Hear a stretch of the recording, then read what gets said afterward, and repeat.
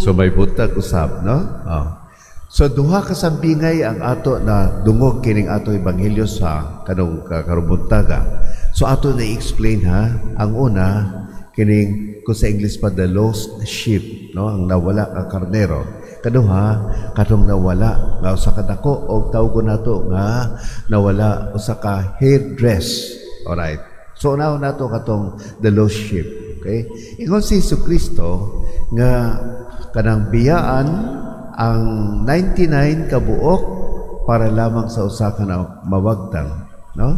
Oh, ang background ani ngani, no? Sa time ni Jesus Christ, especially sa Palestina, uso kanang gitawag ani nga grazing, ang Palestina grazing ground. So ang ila kini one of the kanang ginabuhat nila o ila sa source of living kining mga karnero. Karon sa usa ka lugar halimbawa diri sa Lapu-Lapu, dili lamang usa ka magbalantay, daghan kayo magbalantay. Karon sa magbalantay, kung ikaw magbalantay, dili lang ikaw answerable sa imong amo, kundili answerable ka sa tibuok nga mulupyo sa halimbawa sa Lapu-Lapu. Okay? Karon kung danghag ka unya may nawagtang sa imong kardero, dili lamang kasabaan ka sa imong amo, kundi ang tanan nga mga tao kasabaan ka, kulatahon ka pa.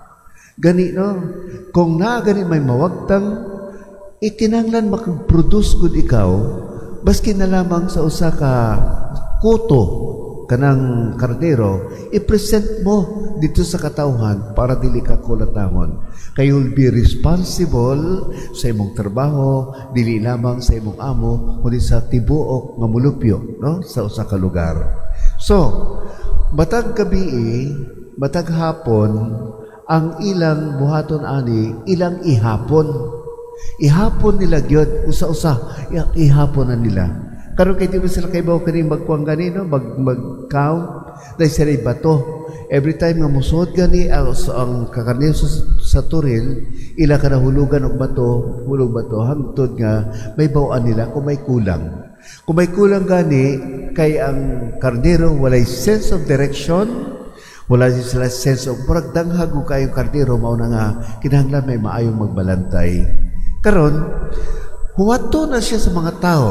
Pag nakibawngot, nga may nawagtang, iya na karon nga hangyuon ang iya mga katong kauban, no? Nga mga magbalantay sad nga bantay ko no abi ang ako nga kining kasyaman og siyam 99 nga mga kordero, no? Karnero, no? Unya kay pangitaon nako akong nawagtang. So dili nga biyaan niya, pero iya karon na itugyan ang pag-alaga ba, no? Pag-care sa uban. Okay? So safe na to ha, 99. Iya karon pangitaon.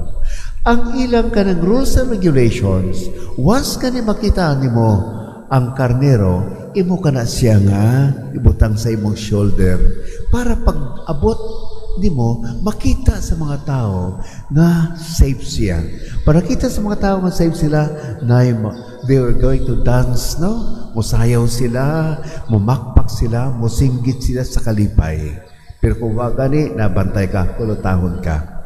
So, mao nagisulti sa Ginoo nga pangitaon gyud ang usa.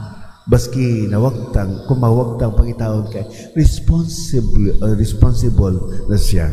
So, pasabot nga ang Dios, kita ang mga karnero, ang Dios ang mangita gyud og pamaagi na para nga kita mo makaplagan. Kanusahay mo sulti kita nga, sus, gipangita guna ko ang Ginoo, dili sayop na siya. Wala. Kung kita ra gyud dili kita makita ano ang Ginoo, sige pangita ka nato adlaw. Gani kung may bag-o kadang halimbawa mubalik sa atong simbahan, mubalik sa iyaha, grabe ang piyesta dito sa langit. Okay? Alright. Kaduha, nasabingay kining nawala ang usa kadako, no? Sa hairdress, no? Sa usa ka babae. Sa time ni Jesus Christ, bailhan kung minyo ka, kung kanang bitaw ang imong turban o kanang inyong abelo, no? Naidiri na po ka kanang coins na dikit-dikit. Okay? Alright. Kung naadiha, buting nga minyo ka. Karon kinawagtan mang usaana. Kung mawagtan usaana, sabot ana, nga dili nakaluyal sa imong bana. Ya kung imo karon nga kwan, imo karon nga gihigugba imong bana, imo kuna siya pangitaon. Lisod pangitaon kay ilang balay made of straw.